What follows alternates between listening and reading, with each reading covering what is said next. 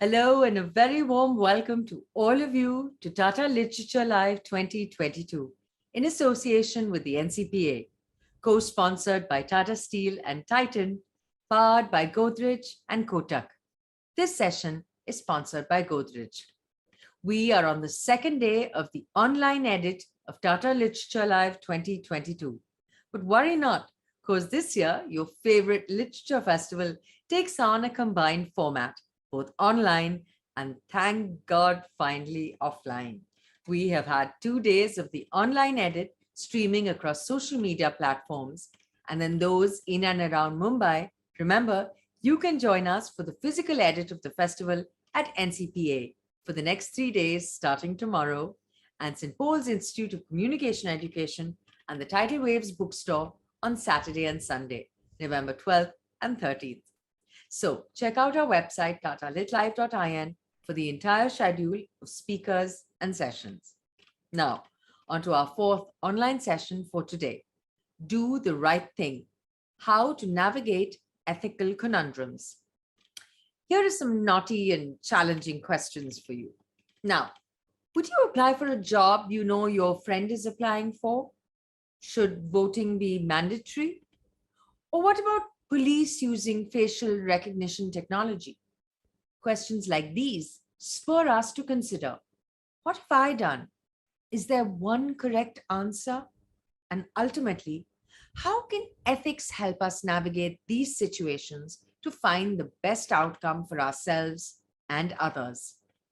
An ethicist who advises leaders and organizations worldwide, and a corporate professional who writes about corporate fraud, our panelists today ask intriguing questions that will spur a lively discussion across a range of subjects from family and friends to health and technology, to politics, work, and consumer choices.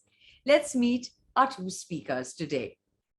Susan Liautaud is the founder and managing director of Susan Liautaud and Associates Limited, which advises clients from global corporations to NGOs on complex ethics matters. She teaches cutting-edge ethics courses at Stanford University, serves as chair of council of the London School of Economics and Political Science, and is the founder of the non-profit platform, the Ethics Incubator. She also chairs and serves on a number of global non-profit boards. She divides her time between Palo Alto, California, and London. Mrs. Liautaud will be in conversation with a corporate professional with over 40 years of experience.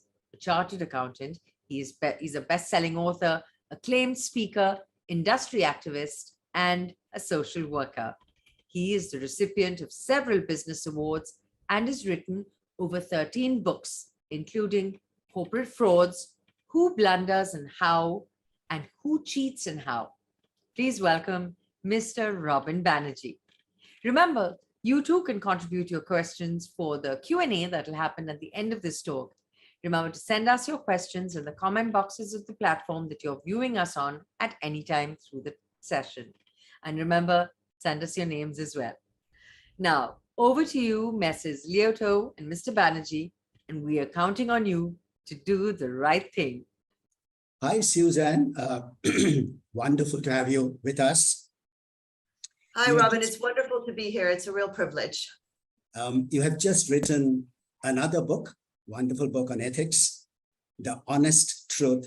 And the book is called, of course, The Little Book of Big Ethical Questions. Actually, the book is not too little. You have loads of ethical questions. Before we even start, in fact, this is your second book. The first one, I think, was Power of Ethics. And you do a lot of work on ethics. Why, Susan, you think ethics is important to anybody?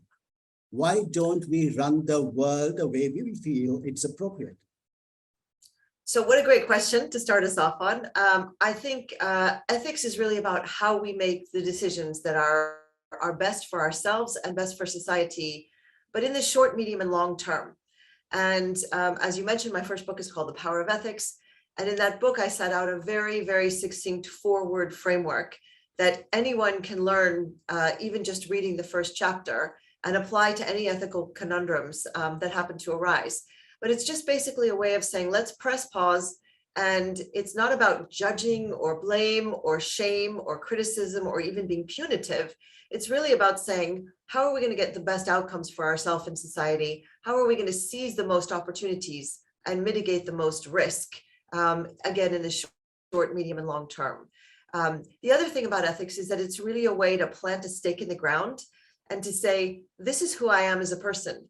This is the way I want to see myself. This is the way I want society to see me. And incidentally, this is the way I'd like society to treat me back. So it's a huge source of sort of personal definition and indeed personal power. The conundrum, Susan, I have here is I have noticed that people who commit crimes or unethical practices goes to God, whoever the God could be, a religious setting, could be a church, could be a temple, and then pray in front of him or her saying that, God, please help me, please pardon me. It's a confession. So if that is what it is, we go and confess to the God, can we not continue to be unethical? So first of all, I respect everybody's individual religious traditions and everybody's individual religious experiences. So I can't comment specifically on the religion, but what I would say is that we live in a society where we have responsibility in addition to our religious affiliation. And so we have one relationship with God or with divinity or with spirituality, but we also function in families, in teams, in a society, we're citizens. So we have multiple ethical levels of responsibility.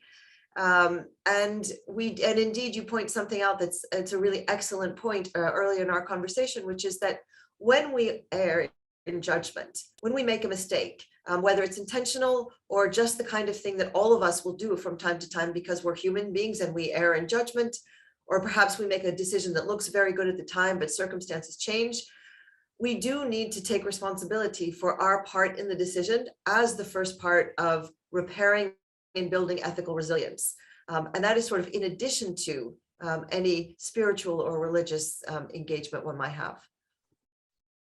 So isn't ethics a personal issue, which means that if I am happy with my unethical practices, I would continue to be unethical because perhaps it gives me money, it gives me fame, it gives me position.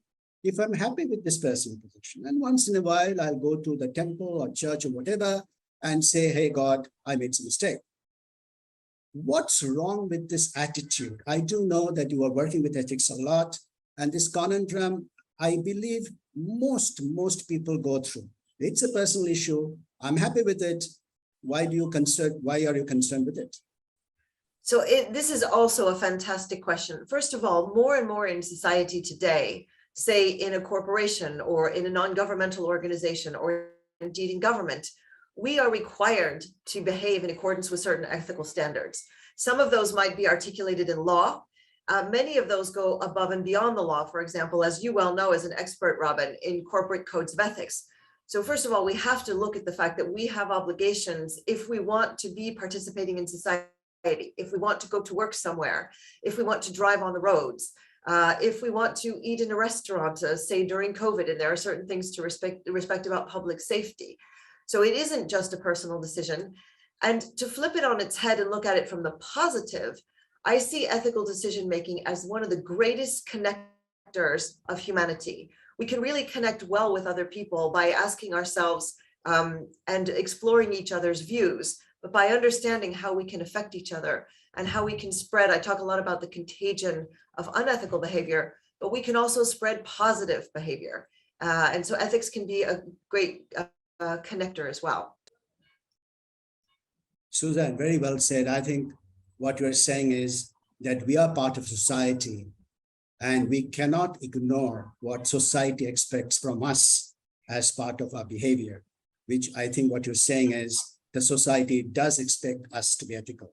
A wonderful way of explaining. I did ask you 3 questions, perhaps the same one, just to recheck that yes, we are on the right track. You have written a marvelous book, Suzanne, and you've answered so many questions which many of us perhaps are dabbling with. A few questions which perhaps comes from your book itself. In one of the chapters, Suzanne, on family and friends, you have raised a question that should any mother or father, should any parent be reading the child's diary? Young child, not a teenager. Do we have the right to read our children's diary? What is your take on that? So first of all, I find it fascinating that you start with that question, because of all the questions in the book, and there are close to 80, that are very diverse, some on consumer, some on health, some on politics, some on technology, etc. That one question, when I gave the books to my Stanford students and I said, you can choose to work on any three, that one question was the only one that every single group chose in common. Let me also just, if I may, preface this, I come at all of this with a very hefty dose of humility. I am not here to tell anybody what to do or what to think. What I'm trying to do is to start conversations. And the book is designed to make it easy to have those conversations with colleagues, with friends, over dinner, in a line for coffee. Now, on this particular question, there are a number of principles at stake. One of them is clearly the child's right to privacy. One of them could be safety, because children might be writing about things in their journal or their diary, whether it's paper or whether it's online, that could have an impact on their own safety or the safety of others. So what I say is that in general, we do want to respect privacy.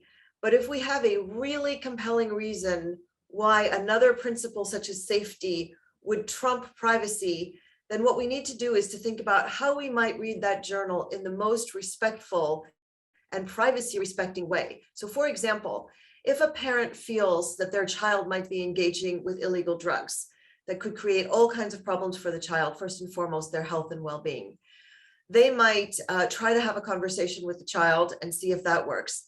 They might suggest the child have a conversation with another adult, a family friend, or someone from school, or even a professional.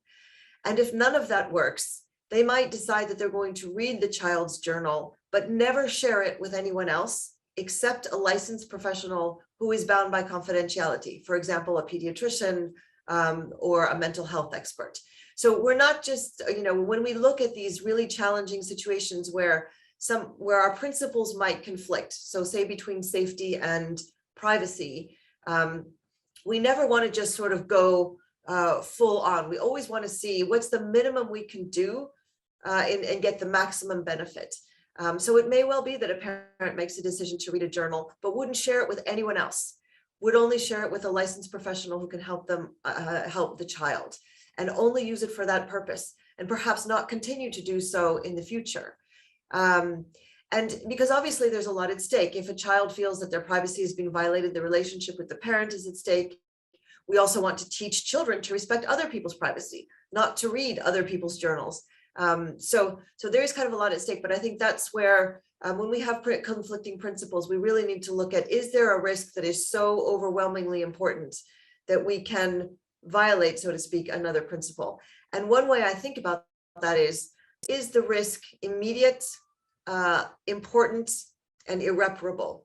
So if a child is engaging in illegal drugs, there could be irreparable harm and clearly important harm. So that would be an example. I wouldn't say it's okay to read a child's journal just because you're curious what they think of a friend, for example. So hopefully that gets the conversation started a bit. Great. Time being the essence, I would like to cover as many questions because I believe the viewers will have loads and loads of questions to be clarified with you, Susan, being an expert on this subject on ethics. I move on to a very controversial issue which the world is going through nowadays. In fact, over the last few years, I believe that what do you think are the ethical considerations for a museum to return the artifacts which has been sourced from the country of origin? For instance, there is a big diamond which is sitting on the Queen's head of England, which apparently was sourced or taken, whatever English one could use, from India. The government of India obviously saying, please give it to back. And the museum is saying this was a gift or this belongs to us or whatever. What do you think is the ethical consideration beyond this move? And I believe there are hundreds of museums with millions of artifacts which are lying in various countries and not in the country of origin. So yeah, I agree with you. There are many museums at stake, many artifacts at stake, cultural heritage at stake, culture full stop at stake, access to cultural artifacts. So this is a very complicated question, and it's very, very complicated because it's also laden with focus on colonialism and other areas that I won't have time to get into here. But what I would say is this: the most important thing is to establish the facts. And the second rung of my ethics framework is information, meaning what is the information you need in order to be able to answer a question? We need to know factually what happened. And I love that you raised an example of, was it a gift? If it was a gift, that's one thing, and that might stop the conversation. If it was seized during war, or if it was seized during some sort of colonial period, that's something very different. So we need to establish the facts, and we need to be very rigorous about how we establish the facts with many experts. And in my view, ideally with experts that don't come from the two countries in question. So some independent international experts. From there, we have other considerations. It may be that it is safe and appropriate for a country or a specific museum to return artifacts. But we do want to make sure in today's world that precious artifacts will not be damaged irreparably, will not be lost in some other way. So one factor then that comes into the situation is what happens when the artifact is returned to the country? Is it being returned to a country like India that can clearly take care of it? Or is it being returned to a war zone or a place that wouldn't have the expertise to take care of it? The other question we might want to ask is public access. Where are more members of the public and the media going to be able to access and learn from these artifacts? Now, a lot of people make the argument that in a museum in Paris or London or New York or Madrid, many more tourists will see, particularly coming out of COVID when it's difficult to travel. That may or may not be true. There may be alternatives like online tours of the artifacts. And it may be also that if they're in museums in London, Paris, Rome, New York, that locals from the country in question, for example, Indian citizens, don't have as much access because maybe they're not traveling as much. So I think we need to think about access as another point. And then finally, we need to distinguish between where the artifacts are displayed and ownership. So even say an extreme example, you had an artifact that couldn't travel safely, it would crumble, say, or it was going to a country that is currently war torn and it wouldn't be safe. Even if it stays in a museum in Europe, for example, that doesn't mean that the actual ownership needs to be with that museum. There are plenty of paintings and other artifacts that are displayed in museums that are on loan.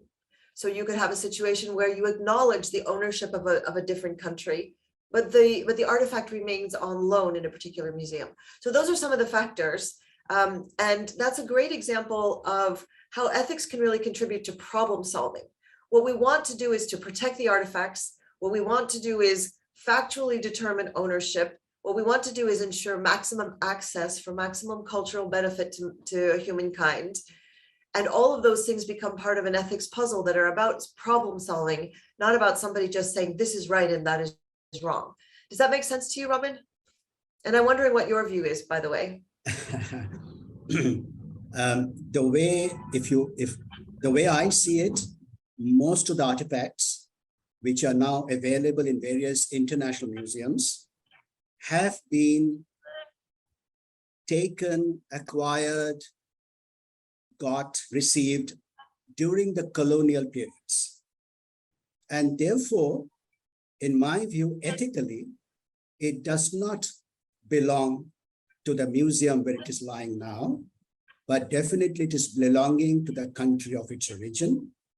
Just a question on ethics, not on the basis of how it will be viewed or taken care of. On the basis of ethics, it should belong to the country of origin, which perhaps is the controversy today which is going on. So be as it may, we have so many other controversial questions I have, Suzanne. Yeah. I have a question for you. In the workplace, we sometimes notice that my boss is misbehaving or harassing a junior colleague who happens to be from the opposite sex.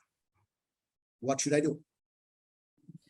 So that question gets at what is a bystander, in fact, somebody who I take from your question, and correct me if I'm wrong, Robin, but that you yourself are not being harassed or mistreated, but you're observing your boss mistreat someone else. Yes, correct. Most company environments in today's world have very strict policies against bullying and harassment and certainly all kinds of sexual misconduct. Even if the companies don't have the policies, by and large, that behavior is illegal. But the question is how do you engage?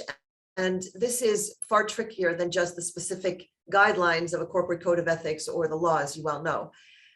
One thing is to perhaps go speak to the junior employee and find out if how they're feeling about it. Do they need support in any way? How are they doing? You don't have to necessarily hit the question head on and say, do you realize that my boss is harassing you?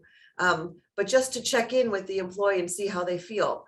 The other is to make sure, and companies really need to do this, to make sure that there are many ways to report wrongdoing. That's an example where you wouldn't go to your boss because your boss is the perpetrator. Sometimes going to your boss is a good thing, but there might be human resources, there might be an ombuds service that is completely confidential. So you don't necessarily need to be the one to hear all the information, but maybe you suggest to the individual all of that. And if you see something that in particular is repeated unacceptable behavior, not just maybe somebody had one bad day, made a mistake, then you can report yourself anonymously through ombuds services. And they cannot reveal who made the report, but they will have an obligation then, and HR as well. HR would have an obligation then to sort of follow up and investigate. But I think as a purely practical matter, Robin, I think it's important to see, can you somehow connect with the person and see what's going on there? And then I would say, when you see that with one person, you want to make sure you're being really observant. And is your boss treating other people that way? Is this an issue that your boss has with that one person? And again, that doesn't mean it's justified, or is this a larger behavioral pattern? But it's very tricky to be a bystander. And it's not something where, most people would just go up to their boss and say, look, I observed you doing this and I don't like it. And most people wouldn't do that. But I want to say very respectfully, most people can't do that. They need to worry about keeping their job. They need, it's a very scary thing to do. So first port of call in a company situation is these other services. Great way. I completely agree with you, because it's not easy for a person to complain against one's own boss, even knowing fully well he or she is not acting appropriately, because you need to keep your own job. And the way you are handling it is go to someone else, the ombudsman or the human resource head or somebody else. Or legal department, or yeah.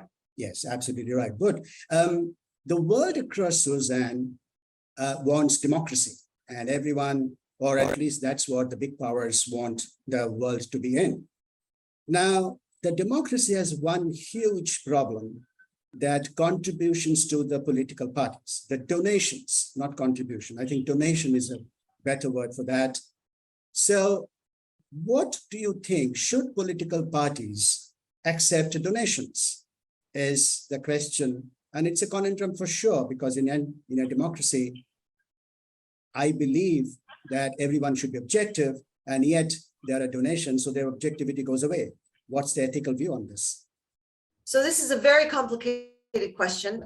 It depends to a certain extent on the country, but I think we need to start with what the end game is.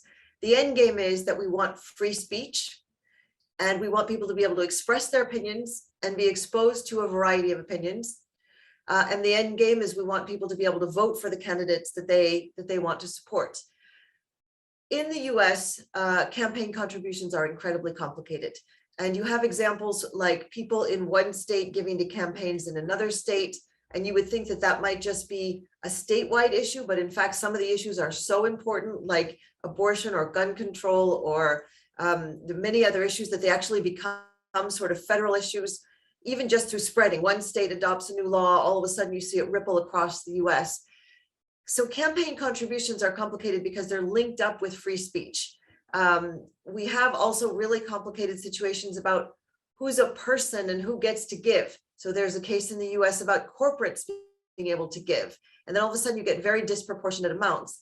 I personally wish that there could be some sort of a very clear limit across everything so that people could contribute, people could help finance what we need campaigns to do, which is to make their points of view clear, to be able to access the media and things like that.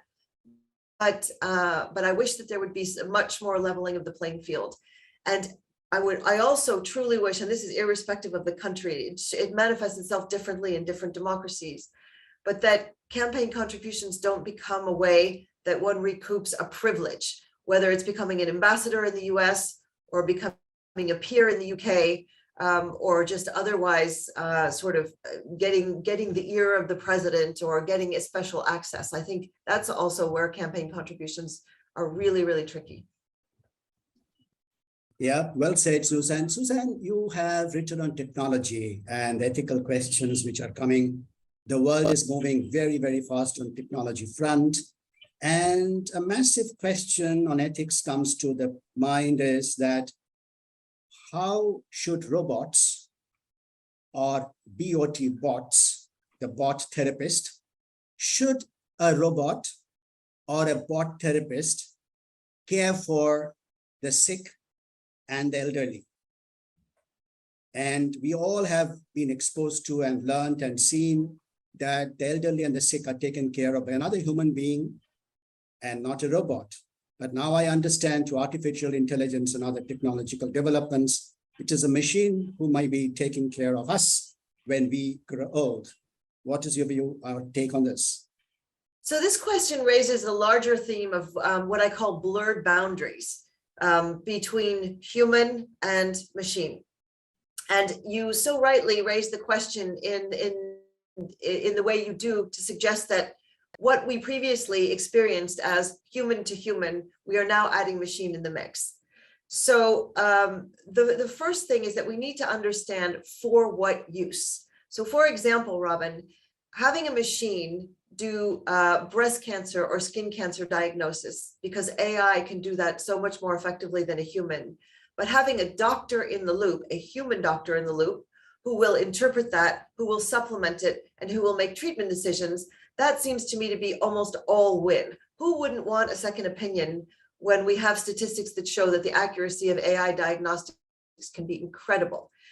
So that's one thing that seems that it's all positive. Obviously, we're still working on making sure the data isn't biased, that kind of machine intelligence is accessible to people from all walks of life. So there are other ethical issues, but on that, it would just be additive information that a human is ultimately going to use to make a decision with compassion, I might add, to treat a patient. But let's look at a slightly different example that you raised early in your question, which is mental health.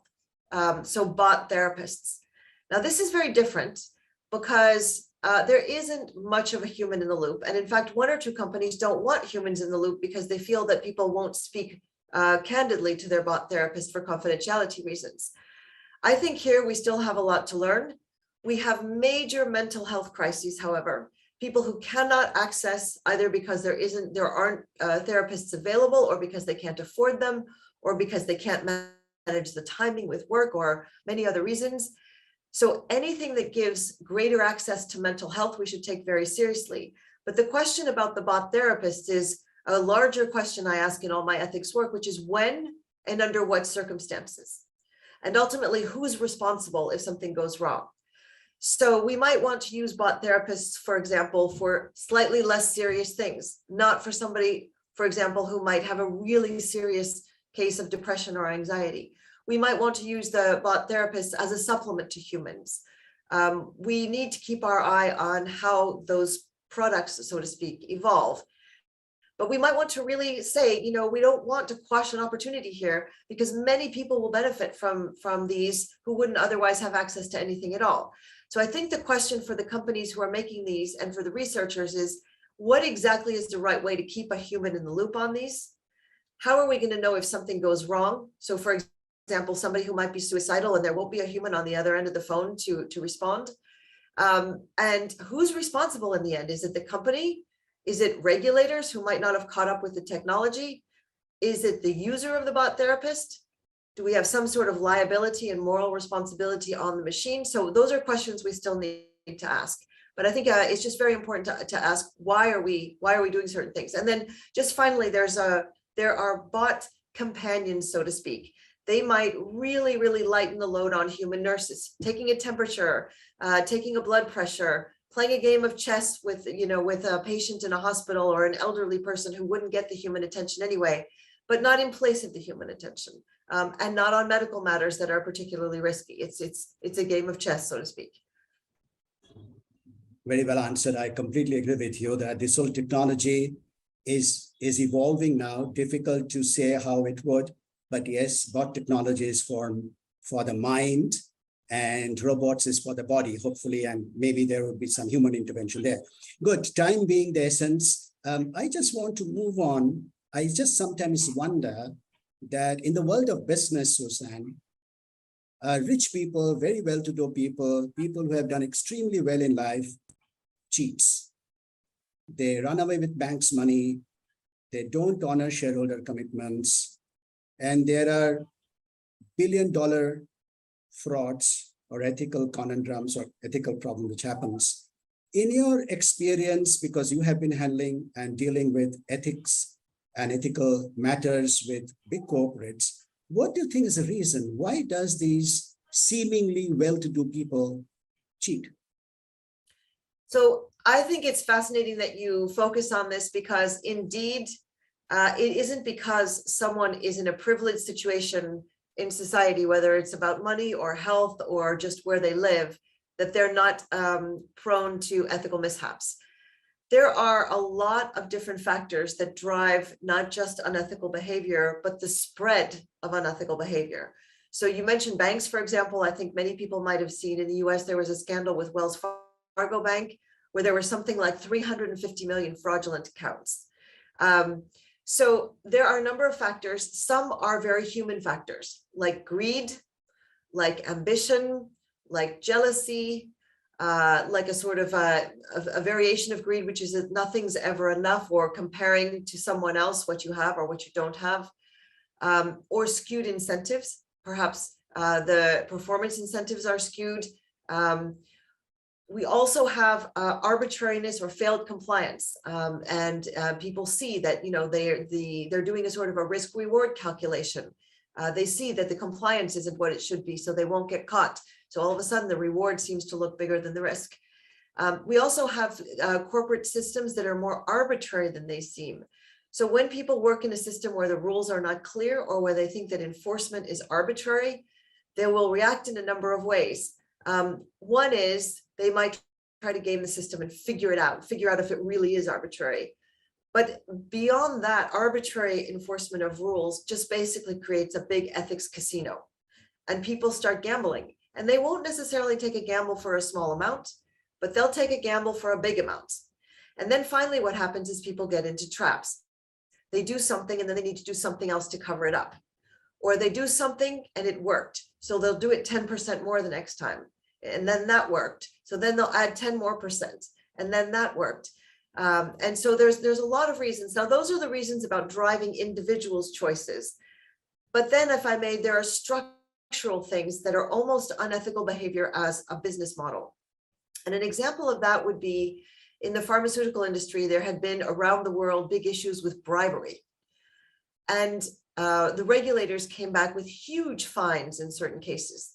But at the end of the day, I believe that part of this was a calculation, that there was a certain amount spent on bribery, and there was the knowledge that fines would follow, and perhaps a reputational hit would follow. But in the end, net, they would still come out with much more by bribing these salespeople and seeing the sort of the sales revenue that came from that. So there's sort of systemic company level things that drive, and then there are factors that drive individual behavior.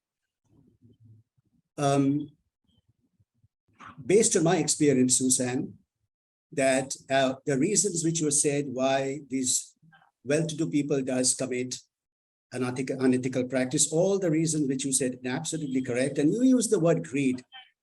Mhm. And I think this word greed precedes everything. Interesting, And the greed to succeed, the greed to do well, the greed to be one among the best, greed to achieve.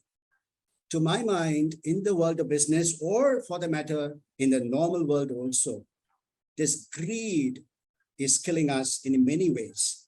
And you being an ethical expert, would you kindly throw some light as to how you have faced or advised when greed was the overarching reason why a particular thing or unethical practice took place?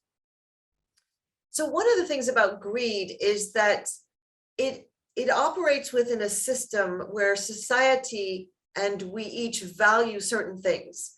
We think somebody, you use the word best, might be best because they have a CEO title or because they have a certain house or a certain car. So fundamentally, we need to change the kinds of things that we are valuing. And why is it, for example, that researchers in academic institutions who can cure cancer or who can develop vaccines for COVID, in record time are paid way, way less than many in the business world? So I think we need to recalibrate how people are valued as a society. And then we need to also think about, are people getting away with this? There's increasing backlash, societal backlash. We saw the Wall Street sit-ins and around 2008, we saw the Gilets jaunes, the yellow jackets in France demonstrating in the street. There's more and more as a society, just little tolerance for this, little tolerance for not just the greed, but the extreme inequality that it is creating. And people at one end who can barely find their next meal, and people at the other end whose personal wealth is the GDP of a country. So it's extremely, extremely toxic. And it comes and it's embedded in a system that I think has values, but also, frankly, Robin, that lets people get away with it. That incentivizes people, where bonuses are of a certain amount that have no relationship whatsoever to the amount somebody's worked, to their level of intelligence or their contribution to society. The world is so complicated. Human mind is very complicated. And sometimes one wonders whether we are able to read in human mind. Many a times in the world of business, what we are always grappling with, how do we identify an unethical person? When we recruit somebody, that's the time to identify. A person is getting trained or promoted, that's again another time to identify. And in spite of all those HR practices and so on and so forth, which we have learned over time, we have not been able to identify an unethical mind. Is it something which was always there, Susan, or you believe these people who have unethical mind or who want to do some cheating, this incidence is increasing in the society of late? Of course, perhaps hitchhiking on the word greed, and perhaps another word called opportunity. So before I tackle this important question, I just want to clarify, I am very, very pro corporate success. I'm very pro building people's careers. I'm very pro profit. I'm not pro complete disproportionate compensation, because that creates the kind of inequality and the kind of skewed incentives that we were talking about. So just to be clear, I think profit is not only ethical, it's very important. Now, I don't like to use binary words, so good and bad, Brexit in or out of the EU, even ethical and unethical, because I think it misses all of the nuance in many of the questions that we have to look at as a society. Indeed, in questions like the first one you started with about a parent's journal, it's not all ethical or all unethical in terms of there can be situations where you're navigating the gray and you might, as I said, in a very limited circumstance, read the child's journal. So what I try to do is to not categorize people as ethical or unethical for two reasons. Categorizing some, I say to people, you're only as ethical as, we're only as ethical as our last decision. So you can have people who have been making very ethically minded decisions for a very long time, and all of a sudden they just go completely off the radar and engage in intentional wrongdoing. And we also, conversely, don't want to condemn people. We don't want to say, well, that decision led to a really ethically questionable result, and therefore you have a label, like you're an unethical person. So I don't like to sort of categorize people. I like to look at decisions. And so I think we all have capacity to improve, and we all have capacity to fix some decisions in the past. Now, with respect to the specific question about recruiting, I think it's very, very important to integrate ethics into the recruiting in a number of ways. One is in job specs, the job descriptions, to be absolutely sure that a candidate's record of ethical and upstanding conduct is going to be taken into consideration. So if you have, robbed 12 banks, you sort of need not apply here. That doesn't mean we won't forgive and forget and give people an opportunity to move on, but just that a demonstrated record of ethical conduct is extremely important.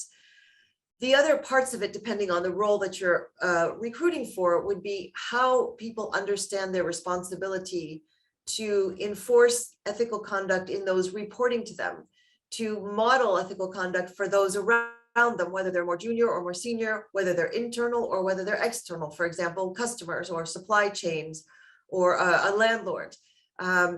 And then, especially with senior hires, I always do a lot of testing of the waters, not at all in sort of a quiz about, did you see the Enron scandal in the news and what was that about? But more testing the candidate's ability to make tough decisions, to stand up for the right thing to do when it's not easy to do so, to report, having witnessed a boss harassing a junior employee, to, report that there is a sales target, but we can't get there without selling something to customers who really shouldn't be buying those products, like subprime mortgages. So I think that happens at the recruiting stage.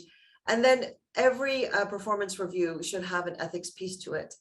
And the way I try to make that easy for companies is to say just 2 questions. Generally, have you by and large respected the company's standards and tried to be a model for that for others? Or if you're a leader, have you enforced that in your team? And second, one specific ethics objective for every individual. And that might be, you're going to hire a more diverse team in the coming year. It might be you're going to clean up a particular kind of contract with suppliers to hold suppliers to account better. It might be that if you're working in the cafeteria, that you're going to have an added sort of mutual employees looking at each other's work for safety purposes. So whatever it is, everybody would have one ethics goal, not 20, not something that would overcomplicate the performance system. Thanks, Suzanne. We have loads of questions for you, Suzanne. The viewers are very interested to clarify certain issues. One question which has come is that, is now ethical and outdated stuff? Because in the new generation, it's quite irrelevant. We just need to make money. We need to keep going. We need to succeed. Why have ethics? What a great question. It is absolutely not out of date. It is more, if I can put it this way, in fashion than ever before, and more important than ever before, because the stakes are higher than ever before. A mistake with artificial intelligence or with gene editing, say a mistake with gene editing will affect generations to come. The impact of our decisions, a mistaken false news on social media will immediately spread to millions and millions of people, if not hundreds of millions of people around the world who might act on that false information. So the stakes are so much higher in a highly technological world. The second part of that answer is that ethics are really fundamental, again, to being human, to how we define ourselves, and that never goes out of style. And then finally, even if your goal is to make money, it's getting harder and harder in today's world to make money if you cannot demonstrate ethics. As I just said earlier, you won't get jobs in many places if they're run properly. The investment community is very focused on so-called ESG, environmental, social, and governance, which is very much ethics infused. So even if your goal is profit, today you might not get there. Consumers might not even tolerate you if you're seen as behaving unethically. Thank you. There is a question which says that is there a difference or is there a conflict between personal ethics and professional ethics? Is personal ethics different from professional ethics or vice versa? So that's another great question that all of us face. What happens if we go to the workplace and our personal ethics don't coincide with the ethics of our workplace or with what our boss is asking us to do? Ideally, we try to get as much, the way we think about ethical decision making, and this I go into in my first book, The Power of Ethics, is the same. I give you a forward framework and some guidance, and you can use exactly that framework at work, at home, with family and friends, with medical decisions, with anything. So it really gives you sort of a coherent and very accessible view. But we do have times when we might not like certain things about what's going on in the workplace. And more we're seeing employees speak up or demonstrate. And I think we need to pick our battles. We need to look at the workplace and say, is this by and large a very good workplace for me and a very good workplace for society, but maybe they have an issue, just like all people have issues, and they need to work on that. But nobody's perfect, no company's perfect. Or is this a company where there is a fundamental culture of wrongdoing? So there might be some examples we could point to in Silicon Valley, for example, that were fundamentally to the core cultures of sexual misconduct, bullying, harassment, and outright sexual assault even. That's a very different thing, in which case we might have to be in a decision whether or not to stay if we can. But just to say, with huge empathy and with huge compassion, not everybody's in a position to choose where they work. And so a lot of people have to just sort of deal with the fact that they're going to be asked to do things at work that they wouldn't want to do. And we have to be extremely kind and compassionate and recognize that people have responsibilities. They have families to feed, and not everybody has a choice to pick their ethically perfect workplace.